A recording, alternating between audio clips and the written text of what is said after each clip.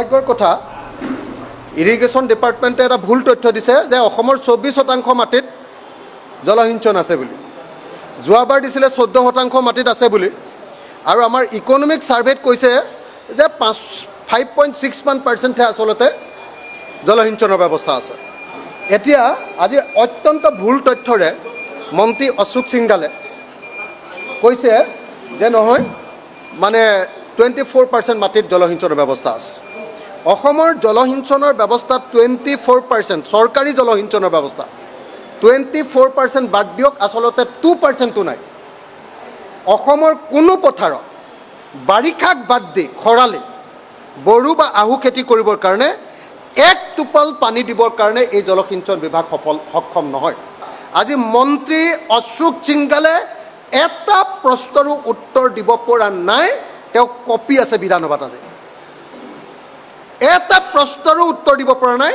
আৰু প্ৰশ্নৰ উত্তৰ দিবলৈ গৈ তেওঁ অকল মুখ্যমন্ত্ৰীক ধন্যবাদ দিয়া আৰু ৱাটাৰ ৰিচোৰ্চ ডিপাৰ্টমেণ্টৰ মন্ত্ৰী মথাউৰি বনোৱাটো কৰাৰ বাহিৰে তেওঁৰ ডিপাৰ্টমেণ্টে যে একোৱেই কৰা নাই সেই কথাটোকে আজি প্ৰতিপন্ন কৰি দিলে। অশোক সিংগাল বেপাৰ কৰিবলৈ অসমলৈ আহিছে।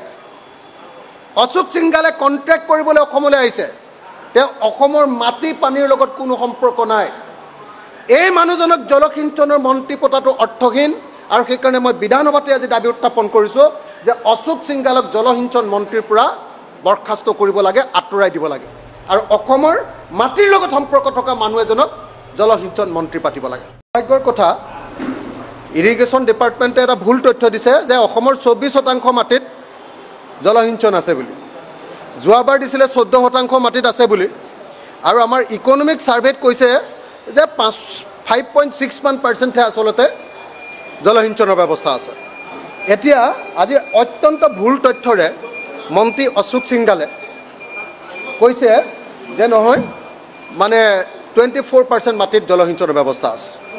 অসমৰ জলসিঞ্চনৰ ব্যৱস্থা 24% চৰকাৰী জলসিঞ্চনৰ ব্যৱস্থা 24% বাদ দিয়ক, আচলতে 2%ও নাই। অসমৰ কোনো পথাৰত বাৰিষাক বাদ দি খৰালি বড়ো বা আহু খেতি কৰিবৰ কাৰণে এক টোপাল পানী দিবৰ কাৰণে এই জলসিঞ্চন বিভাগ সক্ষম নহয়। আজি মন্ত্ৰী অশোক সিংগালে এটা প্ৰশ্নৰো উত্তৰ দিব পৰা নাই। তেওঁ কপি আছে বিধানসভাত। আজি এটা প্ৰশ্নৰো উত্তৰ দিব পৰা নাই।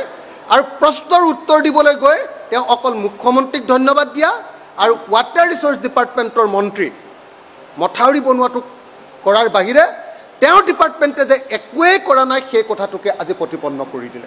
অশোক সিংগাল বেপাৰ কৰিবলৈ অসমলৈ আহিছে। অশোক সিংগালে কণ্ট্ৰেক্ট কৰিবলৈ অসমলৈ আহিছে। তেওঁ অসমৰ মাটি পানীৰ লগত কোনো সম্পৰ্ক নাই। এই মানুহজনক জলসিঞ্চনৰ মন্ত্ৰী পতাটো অৰ্থহীন। আৰু সেইকাৰণে মই বিধানসভাতে আজি দাবী উত্থাপন কৰিছোঁ যে অশোক সিংগালক জলসিঞ্চন মন্ত্ৰীৰ পৰা বৰখাস্ত কৰিব লাগে, আঁতৰাই দিব লাগে। আৰু অসমৰ মাটিৰ লগত সম্পৰ্ক থকা মানুহ এজনক জলসিঞ্চন মন্ত্ৰী পাতিব লাগে।